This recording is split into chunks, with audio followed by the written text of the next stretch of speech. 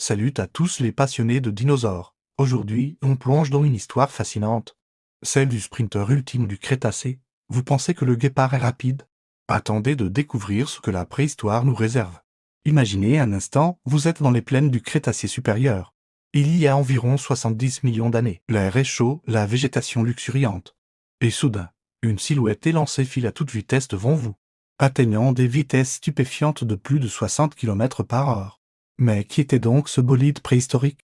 Les scientifiques ont longtemps cherché à percer ce mystère. Grâce aux fossiles découverts et aux technologies modernes, nous pouvons aujourd'hui identifier ces véritables champions de course du monde préhistorique.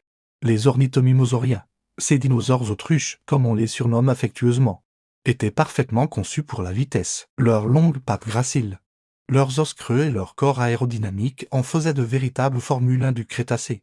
Mais ce n'est pas tout. Leur centre de gravité bas et leur queue qui servait de balancier leur permettaient de prendre des virages serrés sans perdre leur élan. Parlons maintenant d'un cas particulièrement intéressant, le deltadromeux. Ce prédateur africain, dont le nom signifie coureur du delta, était une véritable machine de course. Avec ses membres incroyablement allongés et sa structure osseuse légère, il pouvait probablement atteindre des vitesses impressionnantes, faisant de lui l'un des dinosaures les plus rapides de son époque. Mais comment les paléontologues peuvent-ils déterminer la vitesse de ces créatures disparues? C'est là que la science moderne entre en jeu, en analysant la structure des os, les empreintes fossiles et en utilisant des modélisations informatiques sophistiquées.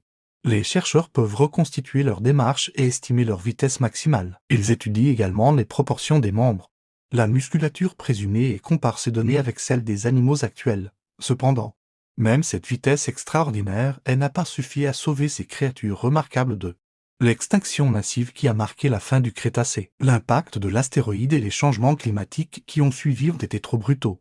Même pour ces sprinteurs hors pair, cette histoire nous rappelle que la nature a toujours su créer des êtres extraordinaires, capables de prouesses physiques impressionnantes. Les ornithomimosauriens et le deltadromeux nous montrent que la vitesse n'est pas une invention moderne, mais bien un atout qui existait déjà il y a des millions d'années. Ce qui est fascinant, c'est que ces découvertes continuent d'évoluer. Chaque nouveau fossile, chaque nouvelle technique d'analyse nous en apprend davantage sur ces créatures extraordinaires, qui ont un jour parcouru notre planète à toute vitesse. Vous êtes passionné par ces découvertes? Vous voulez en savoir plus sur les créatures extraordinaires du Crétacé? N'hésitez pas à partager vos théories en commentaire. Quel dinosaure pensez-vous être le plus rapide? Et surtout, n'oubliez pas de vous abonner et d'activer la cloche pour ne manquer aucune de nos futures explorations dans le monde fascinant des dinosaures. Merci d'avoir partagé ce moment de découverte avec moi. On se retrouve très bientôt pour de nouvelles aventures préhistoriques passionnantes.